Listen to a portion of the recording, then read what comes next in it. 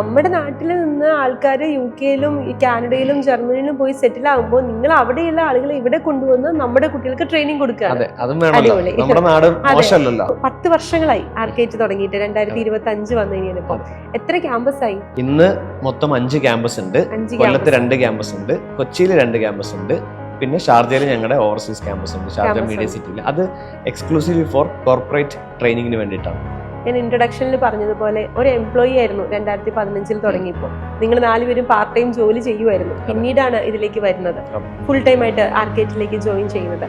ഇന്ന് എത്ര എംപ്ലോയീസ് ഉണ്ട്? ഇന്ന് ഏകദേശം 75ഓളം എംപ്ലോയീസ്. ഞങ്ങൾക്ക് എംപ്ലോയീസ് എന്ന് പറയുമ്പോഴത്തേക്ക് അവരെല്ലാവരും പ്രൊഫഷണൽസ് ആണ്. എഞ്ചിനീയേഴ്സ് ഉണ്ട്, MBA ഗ്രാജുവേറ്റ്സ് ഉണ്ട്. ഈവൻ അതിൻ്റെ അകത്ത് ഞാൻ എടുത്തു പറയേണ്ട ഒരു കാര്യം, ഞങ്ങളിപ്പോൾ റീസെൻ്റ്ലി ഞങ്ങളുടെ ഹയറിംഗ് എല്ലാം ഇന്റർനാഷണൽ ഹയറിംഗ്സ് ആണ്. അതായത് 10 വർഷം 20 വർഷം ഒക്കെ എക്സ്പീരിയൻസ് ഉള്ള ഇന്റർനാഷണൽ പ്രൊഫഷണൽസ്. ഞങ്ങൾക്ക് കസാഖിസ്ഥാനിൽ നിന്ന് ഇന്റർനാഷണൽ ട്രെയിനേഴ്സ് ഉണ്ട്, ഈജിപ്തിൽ നിന്ന് ട്രെയിനേഴ്സ് ഉണ്ട്, ഇന്തോനേഷ്യയിൽ നിന്ന് ട്രെയിനേഴ്സ് ഉണ്ട്, അബുദാബിയിൽ നിന്ന് ട്രെയിനേഴ്സ് ഉണ്ട്. ഇവരെല്ലാവരും അവിടുത്തെ റെസിഡൻസ് ആണ്. പക്ഷേ ഇവർക്ക് ഇന്റർനാഷണൽ എക്സ്പോഷർ നല്ലപോലെ കിട്ടിയ പ്രൊഫഷണൽസ് ആണ്. അപ്പോൾ അവരുടെ സേവനവും അവരുടെ എക്സ്പോഷറും ഞങ്ങളുടെ കുട്ടികൾക്ക് ഇപ്പോൾ കിട്ടുന്നു.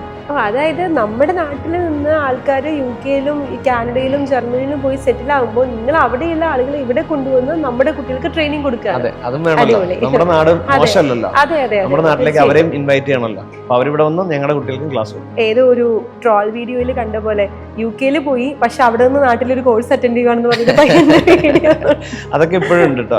ഞങ്ങൾക്ക് ഇപ്പൊ കാനഡയിൽ പോകുന്ന കുട്ടികളൊക്കെ ഈ പ്രൊജക്ട് മാനേജ്മെന്റിന്റെ കോഴ്സ് ഒക്കെ ഞങ്ങളുടെ ഓൺലൈനിലൂടെ ചെയ്യുന്നുണ്ട്. മലയാളികൾ. ശരിക്കും ഒരുപാട് ഓപ്പർച്യൂണിറ്റീസ് നമ്മുടെ നാട്ടിൽ തന്നെ ഉണ്ടല്ലേ? തീർച്ചയായിട്ടും.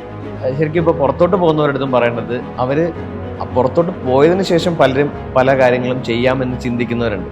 പക്ഷെ അതിന് മുന്നേ ചെയ്ത് തീർത്തിട്ട് പോവുകയാണെങ്കിൽ കുറച്ചും കൂടി ബെറ്റർ ആയിരിക്കും.